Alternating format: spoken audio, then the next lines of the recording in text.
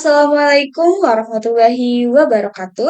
Perkenalkan, nama saya Rahma Audina dari Program Studi Pendidikan Bahasa dan Sastra Indonesia dengan NIM 06021282429027, kelas Indralaya. Nah, jadi pada kesempatan kali ini saya akan memaparkan hasil analisis saya terhadap buku teks Bahasa Indonesia untuk SMP kelas 7 yang digunakan di SMP Negeri 7 Talang Ubi dengan menggunakan teori BSNP, kelayakan penyajian dan kelayakan kegrafikaan. Nah, jadi buku yang saya analisis itu adalah buku ini. Nah, kurikulum merupakan salah satu acuan yang menjadi titik fokus utama dalam mencapai capaian pembelajaran. Nah, jadi buku teks yang layak digunakan adalah buku teks yang dapat memenuhi seluruh kriteria dari kurikulum tersebut. Nah, untuk mengetahui dan menilai apakah buku teks ini sesuai dengan kriteria kurikulum Merdeka, saya menganalisis buku ini dengan menggunakan teori BSNP, kelayakan penyajian dan kelayakan kegrafikaan. Adapun tujuan dari dilakukannya penelitian ini adalah untuk mengetahui kelebihan dan juga kelemahan yang ada di dalam buku tersebut yang dinilai dengan teori BSNP begitu. Nah, kemudian penelitian ini juga dilakukan untuk menilai komponen-komponen pada penyajian materi dan juga pada sistematika kegrafikaan yang membuat kenyamanan bagi siswa dalam menggunakan buku tersebut.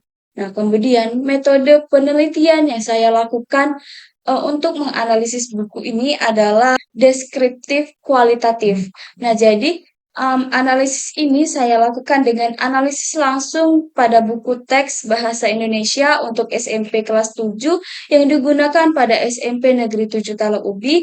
Kemudian saya juga mewawancara salah satu pengajar Bahasa Indonesia di kelas 7 di SMP Negeri 7 tersebut bernama Bu Halimah Tusyadiar. Nah, langsung saja masuk pada pemaparan hasil analisis yang telah saya lakukan melalui teori BSNP kelayakan penyajian. Nah, jadi yang pertama itu ada teknik penyajian. Nah, teknik penyajian ini materi yang disajikan itu sudah terstruktur dan sistematis begitu. Nah, jadi buku ini sudah memberikan materi yang dimulai dari yang paling sederhana ke yang paling kompleks itu secara berurutan, sehingga kemampuan berpikir pada peserta didik ini juga dapat meningkat secara bertahap begitu. Nah, contohnya pada bab 1. Nah, pada bab 1 ini judulnya itu Jelajah Nusantara.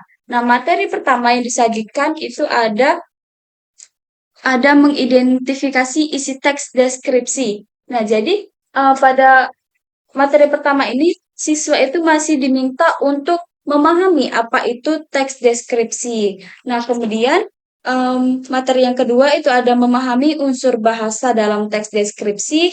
Kemudian yang ketiga ada menganalisis informasi lisan dan yang terakhir ada menyajikan teks deskripsi. Nah, jadi materi yang disajikan ini mulai dari memahami, kemudian menganalisis, dan yang terakhir siswa ini diminta untuk menyajikan apa yang telah mereka peroleh. Jadi, bagi siswa yang memahami apa itu teks deskripsi dan cara mengidentifikasi teks deskripsi, tentu saja siswa dapat menyajikan teks deskripsi dengan baik. Nah, kemudian kesesuaian antar bab dalam buku ini juga sudah cukup sesuai begitu. Nah, contohnya itu pada bab 1, ini bab 1 ini tadi kan berisi materi mengenai teks deskripsi. Nah, yang dimana teks deskripsi ini tuh sangat dekat dengan siswa begitu. Nah, karena contohnya ini seperti teksnya itu pergi berwisata ke puncak, ke kebun binatang, ke monumen nasional gitu. Jadi contoh teks yang disajikan ini sangat dekat dengan kehidupan sehari-hari peserta didik.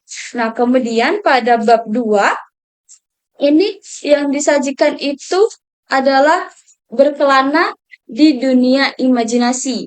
Nah, jadi pada bab 2 ini siswa itu diminta untuk mengidentifikasi dan memahami apa itu isi dari cerita fantasi begitu, yang dimana cerita fantasi ini sama sekali tidak terjadi di kehidupan nyata begitu. Nah, jadi siswa ini diminta untuk meningkatkan kemampuan berpikirnya untuk menganalisis hal yang sangat jauh dengan dia yang tidak pernah terjadi begitu. Sebelumnya saya sedikit menemui kelemahan di dalam penyajian bab satu begitu, karena bab satu ini terjadi kesalahan dalam penulisannya. Nah, maksudnya itu di sini itu ada poin A, yaitu memahami isi teks deskripsi. Nah, kemudian materi selanjutnya yaitu di sini B, memahami unsur bahasa dalam teks deskripsi. Kemudian selanjutnya untuk poin selanjutnya ini langsung pada poin D. Nah, ini langsung pada poin D, yaitu meng, yaitu menganalisis informasi lisan. Nah, jadi di sini terdapat kesalahan dalam penulisan, yaitu tidak menyajikan subbab C begitu. Jadi dia ini melewatkan subbab C dan langsung melompat ke D begitu. Jadi terdapat sedikit kelemahan di dalam teknik penyajiannya gitu. Nah, kemudian lanjut pada pendukung penyajian materi. Nah, jadi pendukung penyajian materi ini seperti refleksi dan rangkuman itu sudah disajikan pada eh, setiap bab gitu. Jadi di setiap akhir bab itu sudah disajikan refleksi yang mewajibkan peserta didiknya untuk mengisi tabel refleksi tersebut gitu. Nah, contohnya itu seperti pada bab satu ini refleksi em, gini.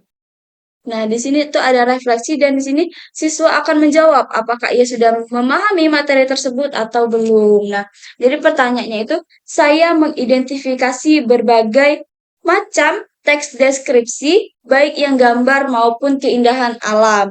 Dan apakah saya sudah paham atau masih perlu penjelasan lagi begitu. Jadi di sini ada dua pilihan dan dari refleksi ini pendidik itu dapat mengetahui sejauh mana kemampuan peserta didik dalam memahami setiap materi pada bab tersebut. Nah, ini juga sangat baik karena sudah disajikan pada setiap bab begitu. Jadi, tidak hanya dalam satu atau dua bab, tapi pada seluruh bab begitu.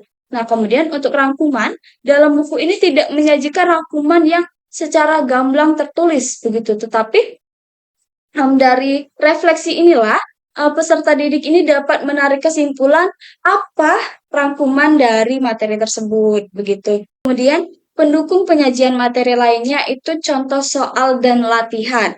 Nah, itu juga merupakan kelemahan dari buku ini karena di dalam buku ini tidak menyajikan contoh soal dan latihan tersebut.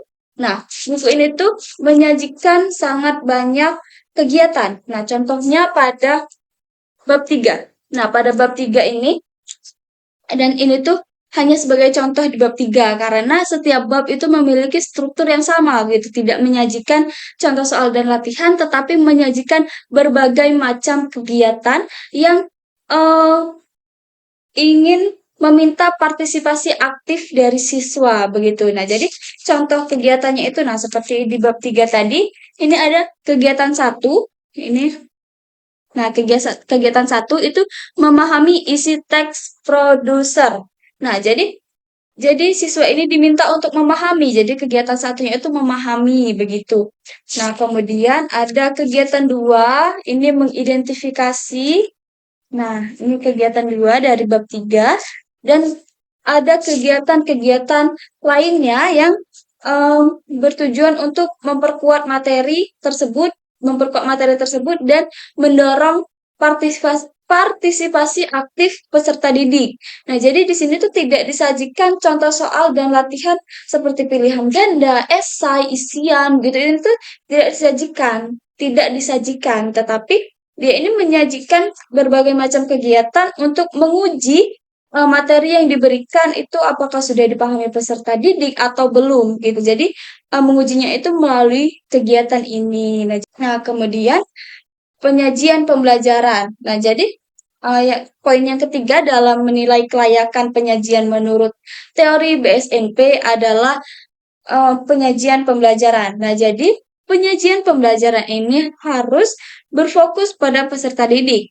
Nah, pada buku ini tentu saja sudah berfokus pada peserta didik karena tadi saya katakan bahwa di dalam buku itu terdapat sangat banyak macam kegiatan gitu. Jadi dalam setiap bab itu bisa mencapai 7, 8 sampai 10 kegiatan gitu dalam setiap babnya. Jadi tentu saja peserta didik ini akan terlibat gitu. Jadi buku ini sudah menggunakan penyajian yang berfokus pada peserta didik begitu. Nah, kemudian poin yang keempat yaitu kelengkapan penyajian. Nah, untuk kelengkapan penyajian ini tuh buku ini juga sudah menyajikan dengan lengkap. Nah, untuk pembuka di sini ada kata pengantar. Nah, ada kata pengantar. Kemudian ada daftar isi. Daftar isinya ini sangat lengkap. Nah, kemudian eh, ada juga tujuan pembelajaran yang ingin dicapai melalui buku ini. Nah, jadi tujuannya ini dituliskan dengan menarik begitu, dengan warna-warni dan susunan yang sistematis gitu. Nah, ini ada tujuan yang ingin dicapai dalam buku ini oleh peserta didik begitu. Nah, jadi dia ini memiliki warna tersendiri dalam setiap tujuannya begitu.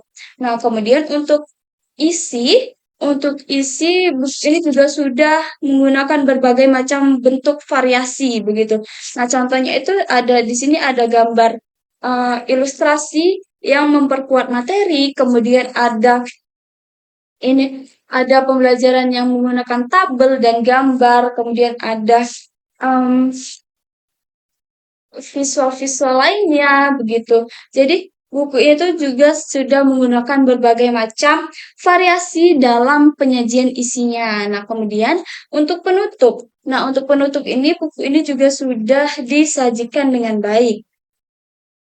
Nah, untuk penutup itu dalam buku ini sudah terdapat yang pertama itu ada indeks, ini indeks.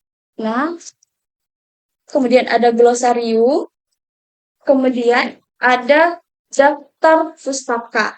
Nah, daftar pustaka. Nah, kemudian yang menarik dari buku teks ini adalah terdapat berbagai macam terdapat berbagai rekomendasi buku yang dapat dibaca oleh siswa kelas 7. Jadi, buku ini tuh menyajikan uh, penutup yang sangat lengkap gitu. Dia itu menyajikan buku yang dapat dibaca oleh siswa kelas 7 begitu. Dan hasil analisis yang saya dapatkan ini juga didukung oleh pendapat pengajar melalui wawancara yang telah saya lakukan. Beliau mengatakan bahwasannya penutup ini memang sangat bermanfaat bagi siswa begitu karena siswa em, yang memiliki minat baca itu tidak bingung buku apa yang relevan dengan keadaannya begitu karena sudah ada rekomendasi dari buku ini begitu. Nah, baik, untuk kelayakan penyajian, saya dapat menyimpulkan bahwasanya secara keseluruhan, kelayakan penyajian ini sudah memenuhi standar menurut teori BSNP. Nah, selanjutnya lanjut pada hasil analisis kelayakan kegrafikaan. Nah, untuk kelayakan kegrafikaan yang perlu dinilai yang pertama itu adalah ukuran buku.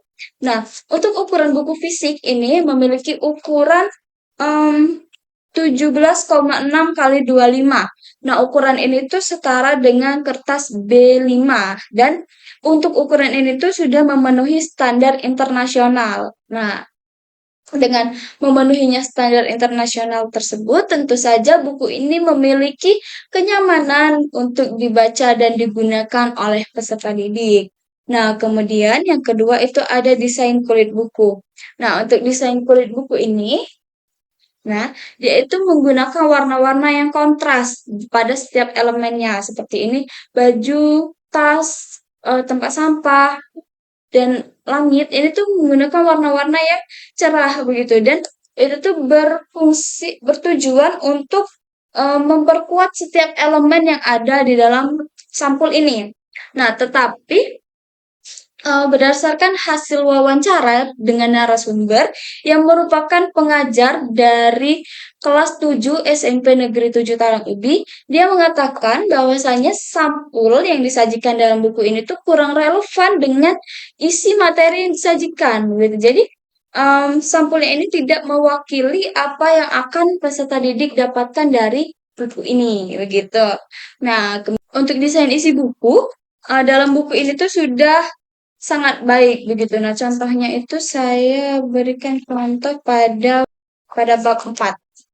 Nah, pada bab 4 ini, dia itu jika pada bab, dia ini memiliki satu halaman khusus untuk pergantian bab begitu. Nah, untuk pergantian bab dia ini memberikan satu halaman khusus dan di sini tertulis bab 4. Begitu. Nah, kemudian nomor halaman dia itu um, untuk nomor halaman ada di bawah sini dan ini ada judul dan babnya begitu. Nah, kemudian untuk subbab, kegiatan dan yang lain-lain itu sudah disajikan dengan baik. Nah, sehingga mudah dilihat dan mudah dipahami oleh peserta didik begitu. Jadi, tata letaknya ini sudah sesuai dengan ketentuan dan sudah tersusun dengan sistematis begitu. Nah, kemudian um, huruf yang digunakan ini juga sudah memenuhi standar dan nyaman untuk dibaca oleh siswa. Dan ini juga merupakan data yang saya dapatkan dari narasumber yang saya wawancara.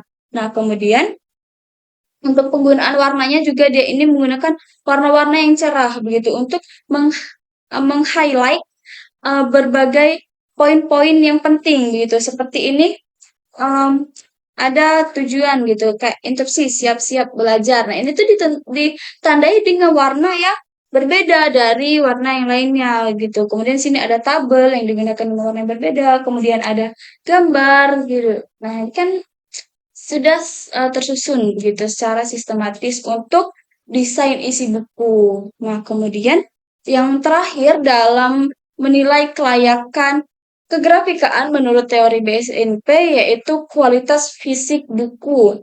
Nah, untuk kualitas fisik buku ini, saya menilai buku ini sangat kuat karena setiap lembarannya ini tidak ada yang terlepas dari jilitannya gitu. Jadi jilitannya ini sangat kuat dan menurut narasumber saya yang telah berpengalaman langsung di kelas dalam mengajar gitu, beliau juga mengatakan bahwa buku ini sangat nyaman untuk digunakan peserta didik dalam belajar gitu. Jadi untuk kelayakan kegrafikaan juga menurut teori BSNP buku ini sudah memenuhi standar. Nah, jadi kesimpulan dari analisis yang saya lakukan baik dari kelayakan penyajian maupun kelayakan kegrafikaan, saya menyimpulkan bahwasanya buku bahasa Indonesia untuk SMP kelas 7 ini yang digunakan di SMP Negeri 7 Talang Ubi ini layak digunakan dan eh, karena dia ini sudah memenuhi standar teori BSNP menurut kelayakan penyajian dan kelayakan kegrafikaan begitu. Nah, baik, itulah tadi hasil analisis saya terhadap buku teks bahasa Indonesia untuk kelas 7 SMP yang menggunakan kurikulum Merdeka dan mungkin digunakan banyak di SMP di Indonesia. Tapi saya menganalisis buku ini yang digunakan di SMP Negeri 7 Talang Ubi. Baik, sekian pemaparan dari saya akhiri. Wassalamualaikum warahmatullahi wabarakatuh.